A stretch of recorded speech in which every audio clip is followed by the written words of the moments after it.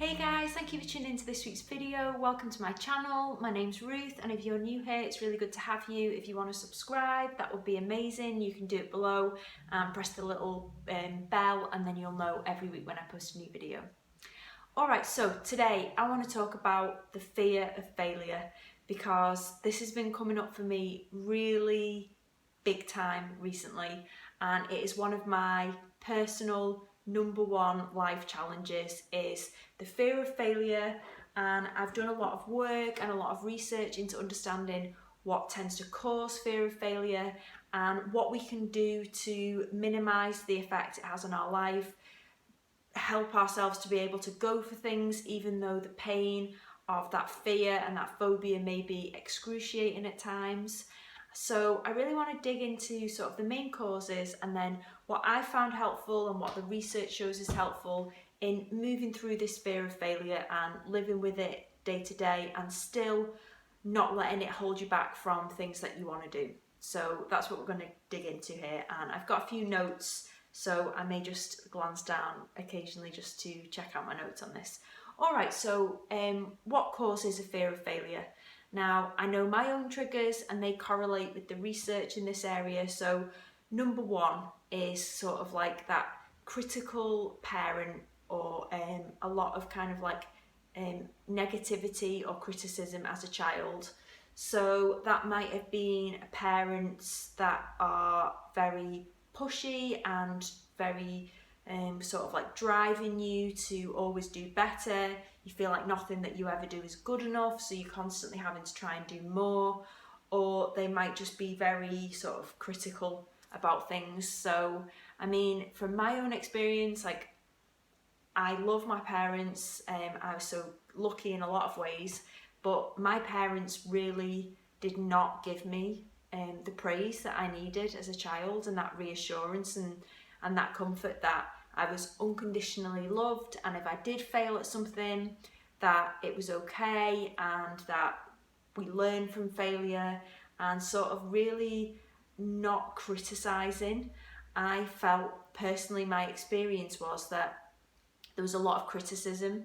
So for example, I think that two of my main triggers are that when I was 11 years old, or I think I was actually 10, I was in my last year of primary school and we were doing these mock exams and I was expected to get the highest grade, but I didn't get the highest grade in the mock exam, and there was all this kind of like concern from the teacher and from my mum, and I just remember them like talking about me and me being there, and I felt like I'd absolutely failed, and they were like, she's got to do better, and you know, were really concerned, and my mum was kind of like feeding into that. So that really stuck with me. I kind of like think of it like this horrible wet bin bag that kind of like it just feels so horrible when I think back to it, and it gets re-stimulated and it gets re-triggered when I want to try and do something new, or I want to challenge myself, especially like intellectually or in the workplace. That's where my triggers tend to come up, is around work and career, and I have a real fear of failure in that arena. So that was one of my triggers. And then another trigger in a similar way was like I would get like 99% on a test, or sometimes I'd even get 100% on a test. Yes, I got 100% on an A-level exam, and my dad's response was, well, A-levels are a lot easier now than they used to be. So, you know, that really hurts, and I'm not here to like sell you a sob story. I'm just acknowledging that these are a couple of examples of why, you know, fear of failure is present for me, and I'm sure that you might be able to think back to some points in your life when you've had those sorts of feelings or those sorts of experiences, whether it was failing a driving test, or you know, you couldn't do something to please your parents, you couldn't make the football team, or you know, whatever it was. So negative and critical parents is a really big one. And then also like traumatic experiences, past failures that we've just talked about, like failing a driving test, or not getting full marks in an exam, those sorts of things. And then what that tends to lead to then is patterns of self-sabotage. So, or pretending like we're not even going to try. So we become such perfectionists that when we've gone through these things in childhood and we have this fear of failure, we can become obsessed with controlling and perfecting. This was me, still is me some days. So this idea of wanting everything to be perfect and in control, and then that's kind of like our get out of jail card, that if we do that and we wait till everything's perfect, we wait till the perfect moment to make that leap in a job, or we wait for the perfect moment to start a new relationship or ask someone out, you know, it's like those perfect moments often don't ever come. And the fact that they don't ever come, or we can put it off and we can put it off, is a protection to stop us ever feeling that sense of deep shame and failure that we felt in the past. So self-sabotage, again, we may get so far into something and then we might just bail. So like we sabotage situations. So we may get a promotion in work, but then we kind of like do it for a little bit, or we decide not to take it because we're like, I can't do that and it's not right for me, and we sabotage it before we can even get started. Before we can even fail, we've already poo-pooed it. The same with, you know, you really want to meet someone, you go on a couple of dates, then you work out a way to find a get out of jail card on that. Like you sabotage that in some way, even though it's going well, because you're trying to protect yourself, which is completely normal and nothing to be ashamed about. You know, we protect ourselves from things because we've been really fucking hurt in the past, and the pain can be excruciating, and we don't want to go back there. This is like how I feel, is I get very re-stimulated by things that have happened in the past, and I feel like that little 10-year-old Ruth again, and she was in so much pain, and 10-year-old Ruth has developed all of these strategies to protect myself from feeling shame, from feeling hurt, from feeling like a failure or like I've let people down. So for me, that's played out in sabotage, perfectionism, wanting to control situations. And, you know, the pain point comes when, you know, you're not able to do things that you want to do because of these protection mechanisms that are doing their best to protect you from hurt and pain, but they're also protecting you from opportunities and joy and new experiences. So it's difficult to kind of get to that point where you can acknowledge and say, I understand that these parts, these protectors in me are just trying to stop me from ever feeling that hurt again. And to try and not be so hard on those parts, like give them names if you want to. I know people that do that, and so you can give them names, and rather than like shouting them down and getting frustrated with them, can we open up this dialogue in ourselves and become more aware of like, what are you trying to protect me from, and how long have you been doing that, and kind of giving them some space and some attention and some time, because I think that's something that we can just get really frustrated with ourselves. And I do it too. I get so frustrated. I'm like, why is this so easy for somebody else? Why can't I do that? Why have I got all these hang-ups? Why am I so afraid to try things? And these parts in me are like, hello, you know, this happened. If you just listen to us, we can help you. So it doesn't mean that it's going to go away overnight, but it is important to acknowledge your own personal history and to really tune in to what kind of circumstances bring up this feeling of failure. You know, for me, it's in the workplace, career, academia, studying, all that kind of stuff. For you, it might be close relationships, romantic relationships, friendships. It can happen in lots of different circumstances. So work out what it is for you, become aware, see if you can enter into a conversation with these protectors in your mind. And then really there's a lot we can do about it. So having that awareness, which we've talked about, having that kindness, and really being, like we've talked, a lot of this stuff will have come from childhood.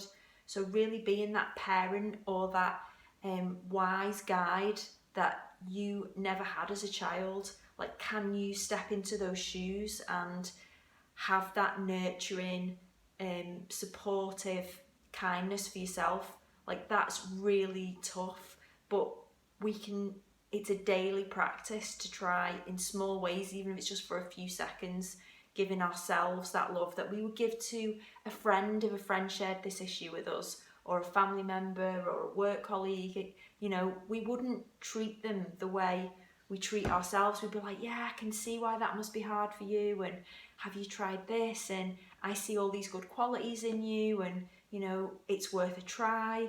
So trying to be that best friend to yourself is really hard, because when I have this fear of failing, the only word I can describe it as is it's excruciating.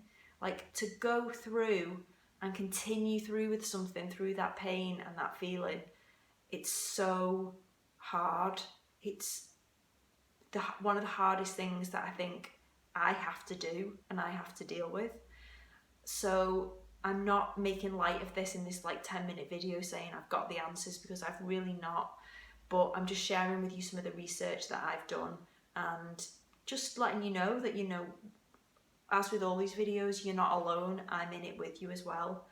And I mean, just in terms of things that you can do, you could see somebody if you wanted to, like therapy wise, if this is really affecting you, and having that inner awareness and reaching out to friends for support and being your own best friend isn't enough.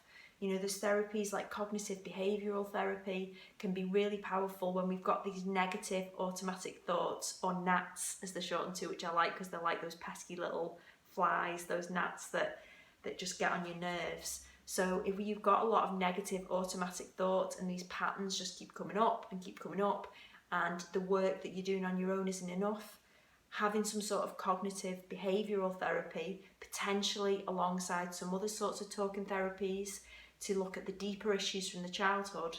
But CBT could be really good at actually helping you replace these negative automatic thoughts with a new thought, and looking at those patterns in more detail. So I'll post links below to how you can find out more about that. And then there's also another kind of therapy called exposure therapy, which is where you really focus on what you're afraid of, and this is always best done with a specialist therapist or counsellor. So that's kind of like really facing the fear and really going deep into it. So the idea is that then lessens the charge over time. So that's another type of therapy that you could look into if you were interested. And I think what some of the suggestions that I've given you allows you to do is to maybe set some small goals. So even if, for example, I'll give you a live example. So I'm doing something at the moment that is really challenging me, and I'm very fearful of, and it's pushing all of my buttons, and I'm finding it very difficult to move through. So today and yesterday I'd written a list of actions that I needed to do towards this certain goal, and I didn't do all of them, and then I felt really crap and I just felt like a waste of space. So I kind of dialed it back and thought, I need to be aware of how challenging this is for me. I can't do 10 things that I may be able to do normally. Let's just focus on 3 small things a day, or even just one thing a day. If I take one step towards this really scary situation, then that's going to be one step less than if I'd just given up. So really having that bigger goal, and then having those smaller goals that are really manageable for you, however you're feeling at that time, and bearing in mind how difficult you're finding it, and not to overface yourself. So that's really important, is to set those small goals. And then also as well, just trying to cultivate a space where you can be calm enough to continue on. And like I said before, that might be the self-talk that you are, how you're talking to yourself about the situation. Also getting perspective and sharing how you're feeling with someone close to you, a friend, family, partner, and just really also acknowledging the pain that younger you went through, that's led to this kind of fear of failure as an adult. So for me, that's been really looking at those painful experiences and how I didn't get what I needed from my parents, however amazing they are, and they were just doing their absolute best, and they couldn't give me something that they hadn't been given by their parents. And then we get into like intergenerational patterns and things, but basically, like, I never got what I needed as a child, so I've had to develop a lot of protection systems around kind of going out into the world and doing things, because I was always given such negative critical feedback when I failed, but I also sometimes got really negative feedback when I got 100% on an exam and succeeded. So it's a really challenging ongoing journey for me, and I'm sure many of you, like, this may have brought up certain experiences within you. So I'd really like to know in the comments just like how you move through your fear of failure, and what aspect of your life it tends to impact on, because like I've said, mine's professional life less so than personal life, and imagine a lot of people it's vice versa. And if there's anything that you've found that really works for you in terms of managing like the fear of failing. And I really like this quote to end on. So it's by a guy called John Sinclair, and it is, "Failure is a bruise, not a tattoo." And I absolutely love that because it's so succinct and it's so true. Like, I have made my past failures into tattoos, and I've done that because I've constantly gone over, imagine like I've got a big failure here on my arm, like I've constantly gone over and over and over that, by re-stimulating and reliving these past events. And I think that thinking of it as a bruise, yeah, it's painful when it happens. Sometimes it can be really challenging to move through it, but it doesn't last forever. It will, if we have this mindset about failure, it can fade and we'll get other bruises. And normally you get bruises through doing fun things like, you know, going out and being outside and doing kind of like crazy adventure stuff, or I'm covered in bruises every week from my pole dancing class, but it doesn't stop me from going back and trying again. So thinking of failure, which inevitably will happen, as a bruise and not a tattoo. So I hope this has helped.